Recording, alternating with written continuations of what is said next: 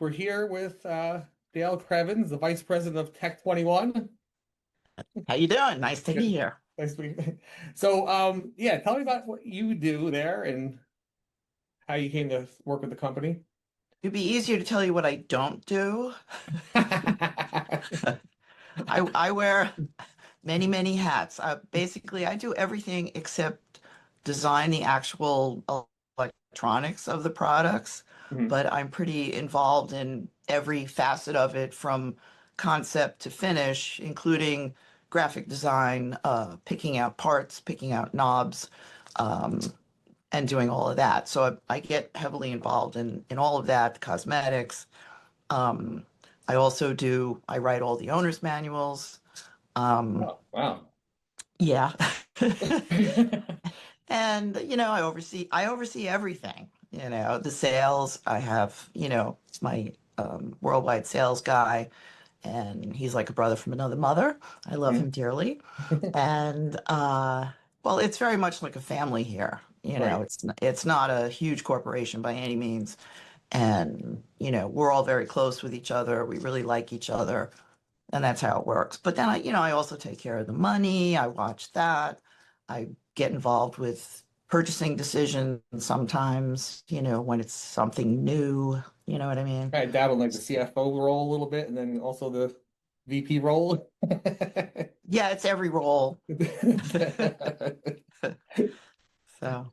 And then, so the industry trends, what do you see in the industry Well, pending? it's very unpredictable, frankly. I mean, the music business is kind of its own world, and it's very hard to predict. I just know that, you know, things have changed over the years. Right now, it's the pedal market is so flooded, because everybody and his brother and sister are making pedals.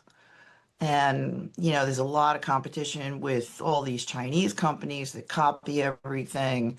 It's Mhm. really frustrating, because we spend a lot of time designing and, making decisions and getting out the best product we possibly can, and then somebody comes out with a $69 version of it. But of course, it's not as good and it's not as roadworthy, but still, it's frustrating.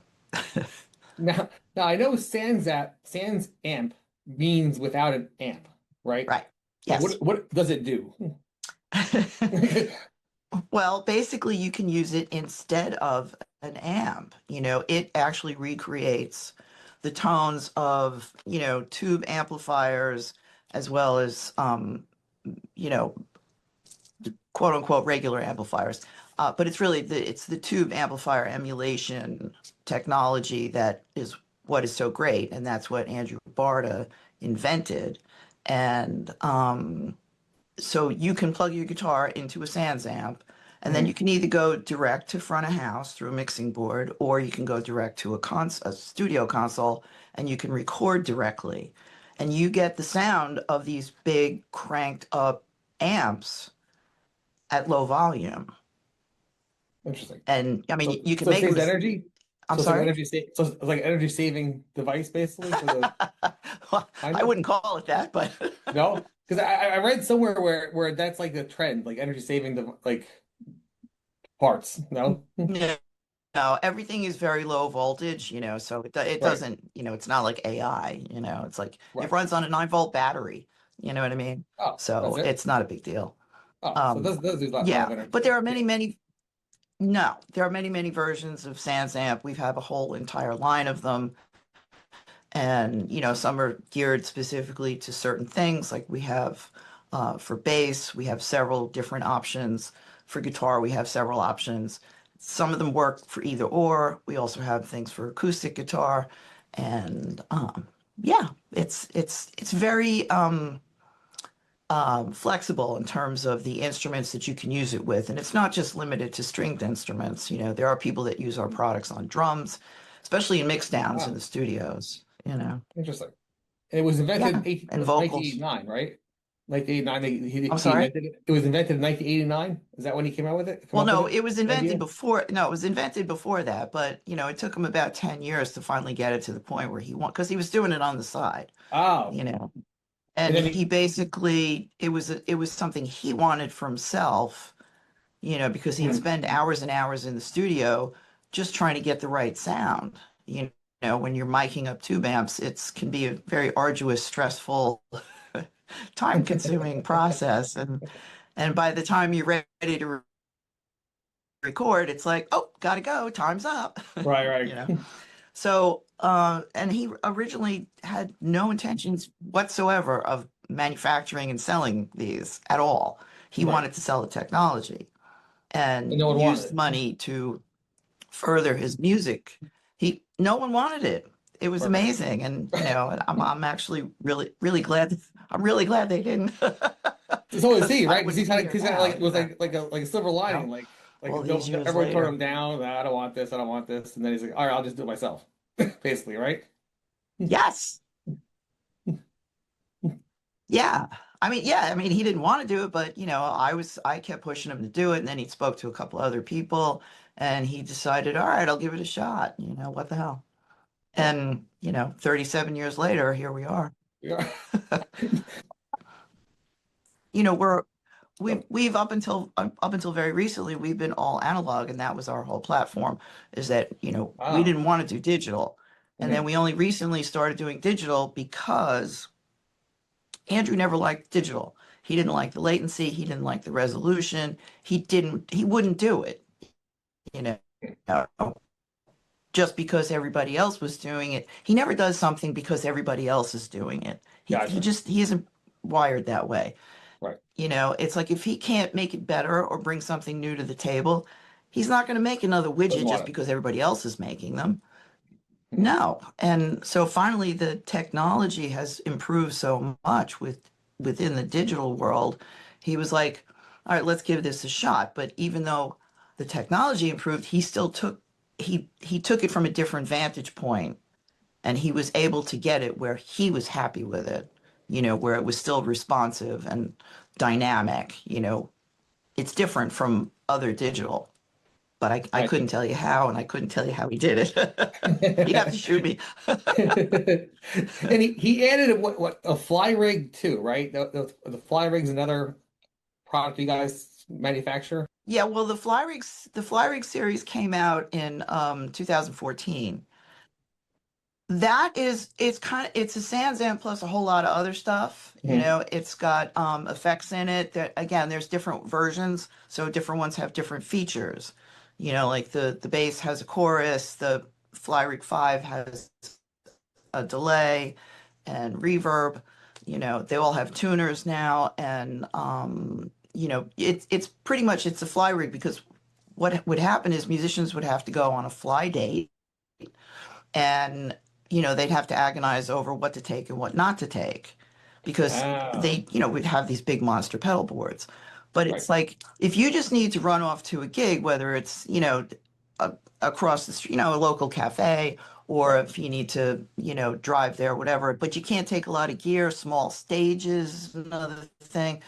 It's all in one, and it's like this big, Ah, so opposed to a it'll big fit in giant your thing. gig bag. Right. And so yeah, so you still get, the great sound of the SansAmp, but you also have what I call other goodies to go with it. Ah, interesting. Interesting. Where do you Yeah. see the company in 6 to 12 months?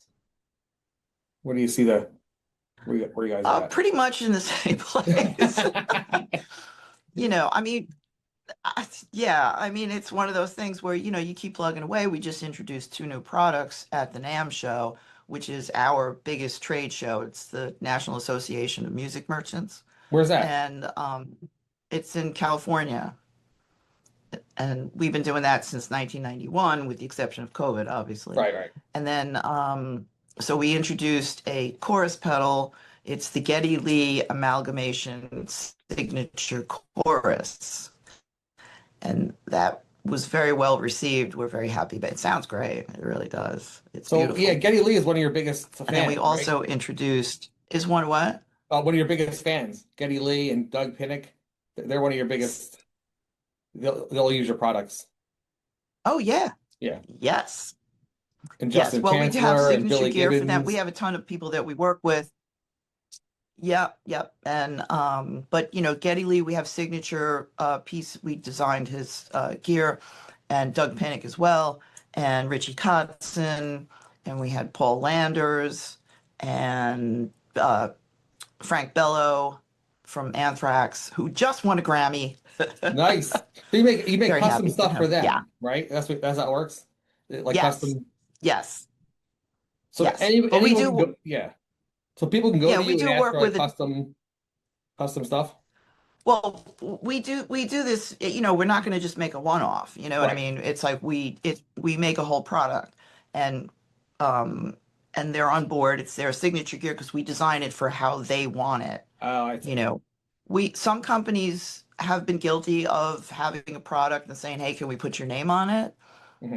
And it's like we don't do that. We design it, we collaborate with them to make it for something that they're going to use. Because what's the point in having an artist who's going to have signature gear who's not using it? There's no Oh, point. right.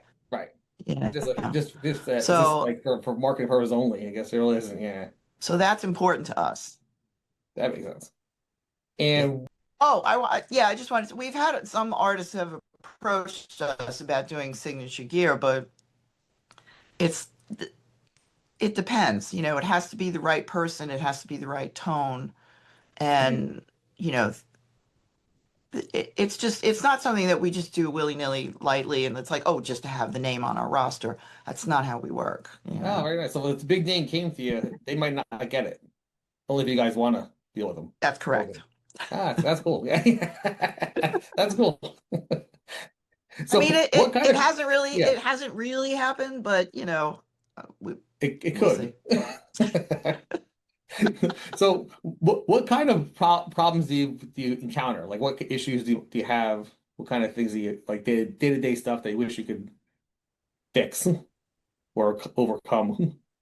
Is there anything like that that you could think that like wish You you had mean in more help? general? Yeah, in general, yeah.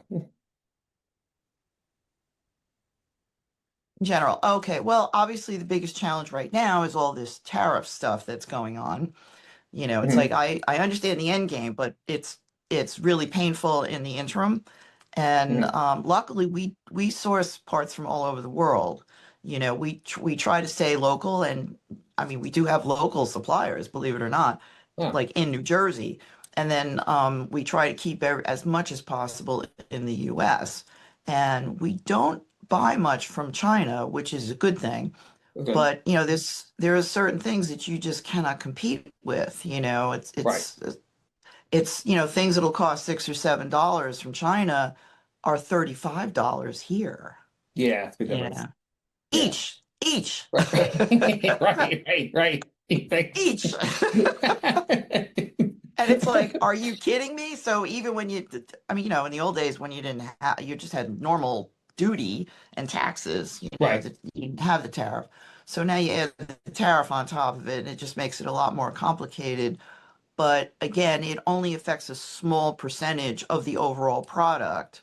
So I see. it's it's not a horrible hit. People misunderstood that, oh, it's 100%, it's 145% tariff. And it's like, oh, that means the price is going to go up that much. No, that's not how it works. No, right. Well, So yeah, so we're dealing with it, and then there's also, the other challenge is, we used to be able to come out with new products every 6 months, like mhm. in the good old days, as we say. Right. But because the supply chain got so messed up, everything takes a painfully long time, and it's really frustrating. We're lucky we can do it, have a new product every year at NAM. Wow. We really have to scramble sometimes because it's difficult getting parts because nobody stocks anything anymore, Oh, I see. and even Right. though, yeah, I mean, a lot of our parts are custom, which that makes it even harder. So we try to, order enough to last us a whole year, Mhm. which isn't great for cash flow, but you got to do what you have to do. Right. So you have it. So, Right. yeah, but other parts that should be, quote unquote off shelf are not kept in stock by the suppliers, I see. and then you have minimum order quantities. That's another challenge because, you know, they're all different. You know, it's Right. like I just need one of these for each one, but the minimum order is 10,000. It's So like you're stuck with them forever? I don't need 10,000, you Right. know. But I can't make this without that part, you know. Yeah, yeah. So Any it's marketing issues you guys, or any marketing things you can improve on with it? um I mean, we stick completely to social media because I really, you know, these past couple of years COVID and, retailers overstocking because they couldn't get stuff during COVID, and then buyers going back to work and not spending as much time at home playing their instruments.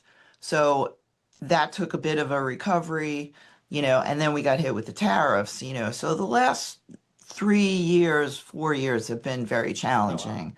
But I'm hoping that, I'm the eternal optimist, I'm the same way. You just you just got to keep going. You know what I mean? It's either that or close your doors and go away, Right, you know. hide, right. If you're not positive moving forward, then what's the point of doing it, right? Yeah. So the trick is, Andrew keeps coming up with new ideas and great ideas, and if we could get them to market quicker, that would be really helpful. But you just can't. So You know, it's mostly the parts, not like the it's. production I mean, line. if we made everything right here, Hmm. if we made everything right here, like literally like every piece and every part, No yeah, problem. we could do it. But Right, we have to rely on suppliers to get us the stuff, and then they have delays, and then there's always something. There's always a monkey wrench, right. you know. As Out far other than that, like out. the supply, like the manufacturer stuff, that's smooth once you have the parts, right? That's not Yeah. there's no issues there. Like there's Yes. no this. And you got it's you guys are headquartered in New York. Is that the headquarters? I No, guess. we were Oh, born and raised in New York, but we moved out to Clifton, New Jersey, where I am now, in 2002. okay. Because we desperately needed a loading dock and we needed more space, so we got three times the space for one third the Oh, I price. bet. Yeah, yeah, yeah. Yeah. And it's easier to in and out too. Yes. Yes. So You get, it's, definitely worked out in our favor to do that. oh, that's great. Yeah. Is there anything else you want to add that we didn't go over that you could think of that you wanted to talk about the company or the vision of the company or where it wants to go?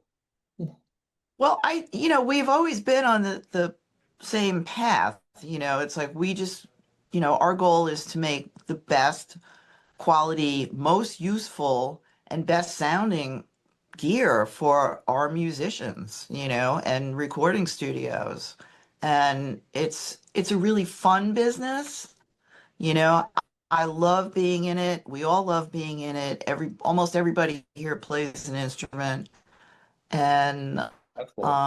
like I said, we're like a family. That's how we operate. We're just, yeah, we're a very tight-knit family. Not occasionally dysfunctional, but not very often.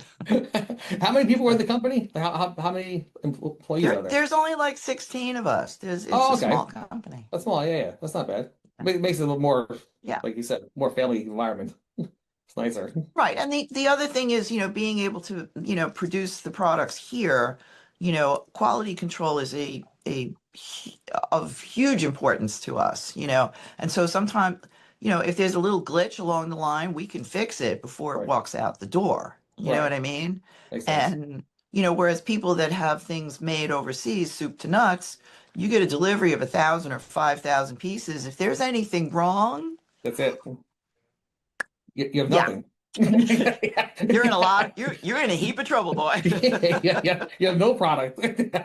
Exactly. That's yeah, especially with So, the sound and stuff. So you can't it can't be off at all. Right? I mean, nothing no. can be off. Yeah. So, everybody really cares about the product, the company, the designs. We're constantly trying to improve things, find better sources, find, easier ways of accomplishing things. And it's just a lot of fun. It's like, you wake up one day and it's like, hey, I got an idea for a new product. That's so Like, cool okay. because it's small enough you could do that, right? Because the big companies you can't do Yeah. that stuff. Like huge news companies you can't Yeah, come up with this ideas. Like there's too many levels to get to the actually to change anything. Once exactly. you're there, you're there. Yes, there's So you no guys, conference you table. guys can change things. Yeah, There's no board of directors. There's no bean counters. It's, we're very autonomous. We do what we want to do, and we do it to the best of our ability. that's really awesome. Yeah, so that's great. So thank you for the time. This is great. I enjoyed this. This is good. Well, well, thank you. Hope you enjoyed it too. I'm That was great. flattered to be asked. So I So never get tired of telling the story of Tech 21. I really no, don't. the story is great. Yeah. Yeah.